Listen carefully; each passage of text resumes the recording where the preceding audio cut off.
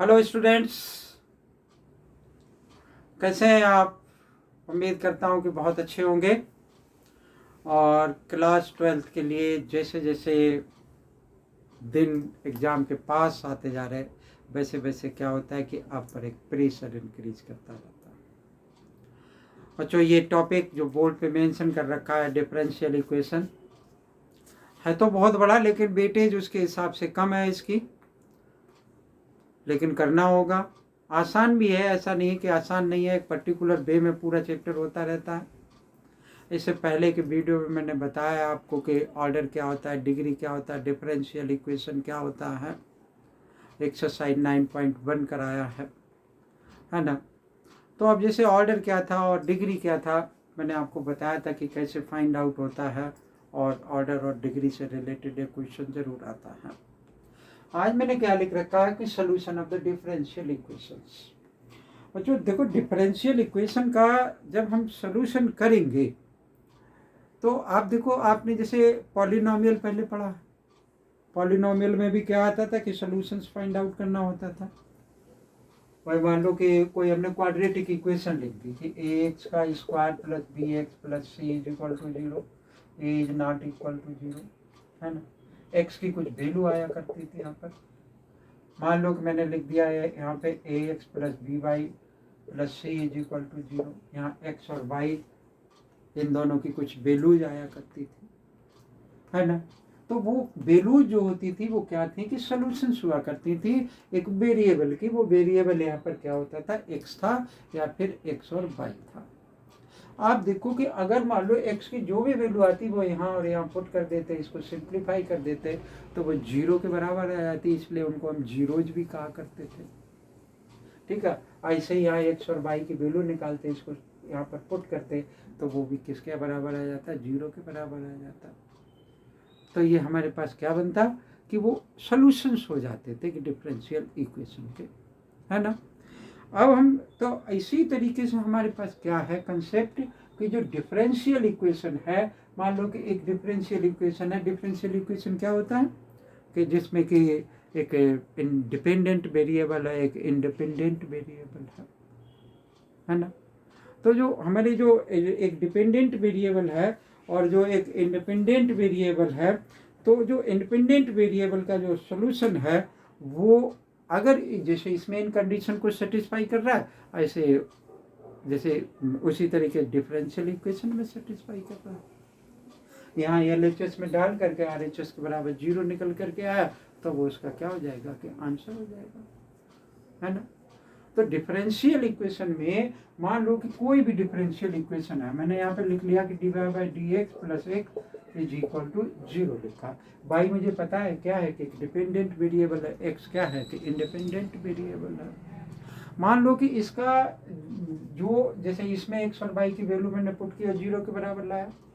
ऐसे ही मैंने क्या लिखा कि यहाँ पर मान लो कि फाइव बाई एक फंक्शन है, वो उस फंक्शन की वैल्यू मैंने बाई की जो वैल्यू आई वो मैंने क्या किया, सॉरी ये इंडिपेंडेंट यहाँ पर मेरा एक्स है, तो एक्स की वैल्यू हमने यहाँ पर पुट की।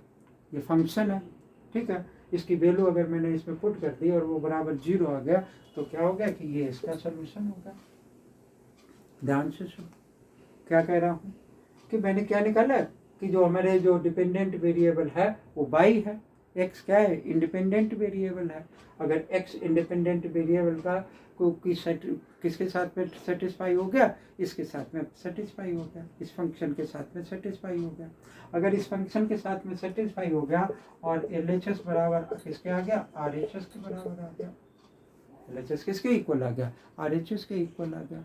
तो मैं क्या कहूँगा कि ये जो वैल्यू आई है वो इस डिफरेंशियल इक्वेशन की वैल्यू है, सोल्यूशन है, ठीक है। तो बच्चों हमारे पास सोल्यूशन क्या होते हैं कि दो तरीके के सोल्यूशंस होते हैं।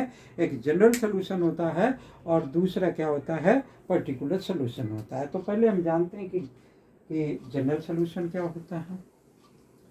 तो यहाँ मैंने लिखा कि सोल्यूशंस ऑफ डिफरेंशियल इक्वेशन में एक general solution.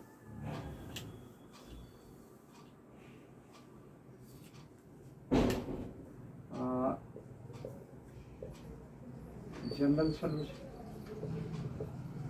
of differential equation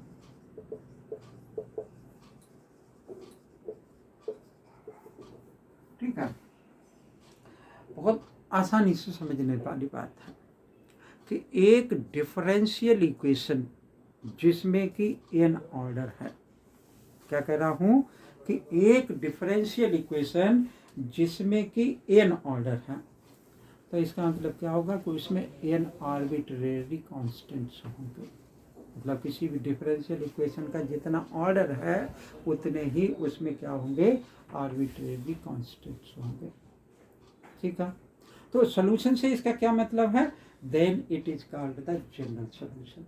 suppose कर लो कि मैंने यहाँ पे क्या लिखा कि डी स्क्वायर बाई अपान में डी एक्स का स्क्वायर और प्लस क्या लिख दिया बाई इक्वल टू 0। ठीक है, ये एक डिफरेंशियल इक्वेशन लिख ली और इसका मुझे क्या चाहिए कि मैंने सोल्यूशन निकालना है। तो इसका सोल्यूशन मान कि मेरे पास क्या आ गया, Y equal to A cos theta लिख देता हूँ प्लस बी साइन थीटा लिख दिया। अगर ऐसे लिख दिया तो इसका ये सोल्यूशन हो सकता है। क्यों हो सकता है कि इसमें दो आर्बिट्रेरी कांस्टेंट्स हैं।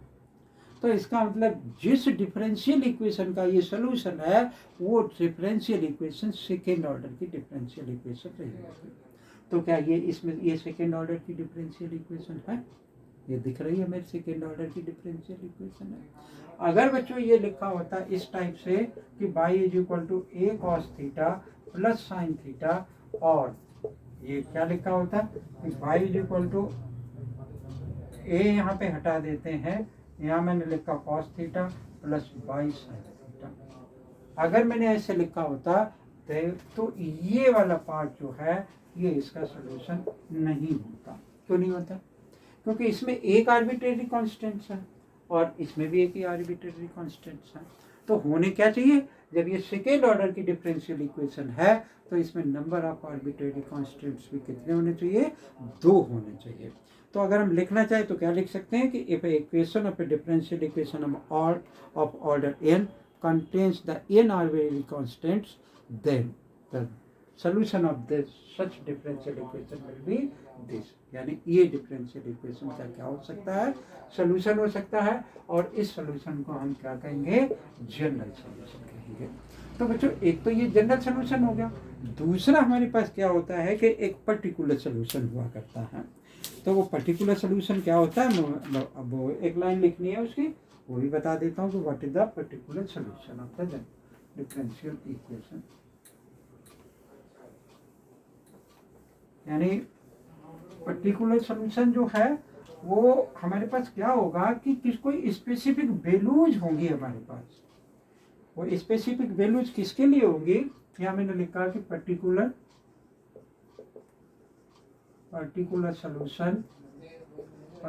solution of differential equation। Particular solution of A differential equation. मान लो कि एक डिफरेंशियल इक्वेशन में हमारे पास क्या है कि 2 आर्बिट्रेरी कांस्टेंट्स हैं। तो उन दोनों आर्बिट्रेरी कांस्टेंट्स की जो है वैल्यूज हमारे पास क्या होनी चाहिए, फाइंड आउट होनी चाहिए। यानी उनकी वैल्यूज जो हमें मालूम हो जानी चाहिए। तो वो हमें उनकी जब वैल्यूज मालूम हो जाएगी तो वो जनरल सोल्यूशन क्या हो जाएगा, वो पर्टिकुलर सोल्यूशन हो जाएगा। यानी हमें क्या फाइंड आउट करना है, differential equation free from arbitrary constants.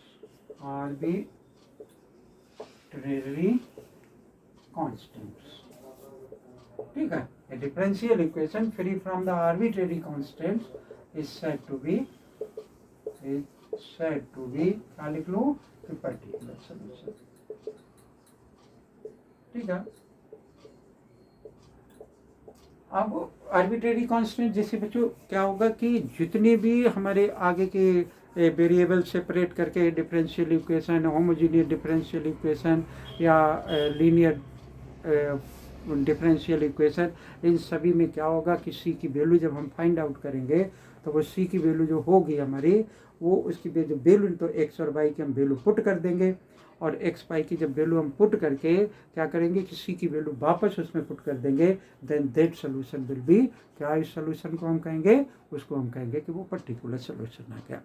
ठीक है, यहाँ पे जैसे पैराबोला है, हाइपरबोला है, हाइपरबोला मेरे सिलेबस में नहीं, एक ही क्वेश्चन नेक्स्ट वाली एक्सरसाइज में दे रखा है, एक्सरसाइज 9.3 में, और उसके अलावा हाइपरबोला नहीं दे रखा, अदरवाइज एलिप्स है और सर्कल है। तो इन सभी में क्या है कि दो दो हमारे पास आर्बिट्रेरी कांस्टेंट दे रखे हैं, तो वो डिफरेंशियल इक्वेशंस 2 बार इंटीग्रेट, या उनमें से ए और बी दोनों की वैल्यू हमें निकालनी पड़ेंगी, वो वापस प्लॉट करनी पड़ेंगे, फिर ही करना पड़ेगा। तो उस टाइप के सोल्यूशन को हम क्या कहेंगे, particular solution of the differential equation. तो मेरे ख्याल से ये बात आपको समझ में आ गई होगी कि पर्टिकुलर सोल्यूशन क्या होता है और जनरल सोल्यूशन क्या होता है। इसके अलावा बच्चों एक और क्या है कि इनिशियल वैल्यू प्रॉब्लम, वो मैं आपको आगे की वीडियो में बताऊंगा। अगर ये जनरल सोल्यूशन और पर्टिकुलर सोल्यूशन अगर समझ में आ गया हो तो वीडियो को लाइक करें, चैनल अगर सब्सक्राइब नहीं कर रखा तो चैनल को सब्सक्राइब कर लें। थैंक यू, जय हिंद।